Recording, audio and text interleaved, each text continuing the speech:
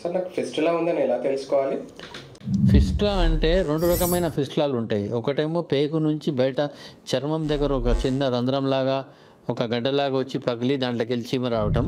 లేదంటే మలద్వారం పేగు ఉంది, అక్కడి నుంచి చీమ రావటం.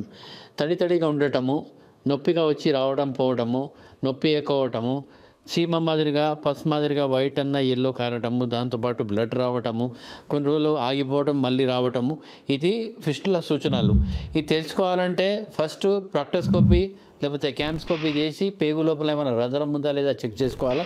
రెండోది దీని gold standard MRI anal canal. MRI anal canal చేస్తే బయట రంధ్రంతో పాటు లోపల ఎన్ని కనెక్షన్స్ ఉన్నాయి, ఒకటే దారి ఉందా, మల్టిపుల్ దారులు ఉన్నాయా, ఇవి తెలుస్తాయి. ఫస్ట్ క్లినికల్ ఎగ్జామినేషన్, తర్వాత ఎంఆర్ఐ పరీక్ష. దీనివల్ల మనకు 100% ఫిస్టులా ఉందా లేదా తెలుసు.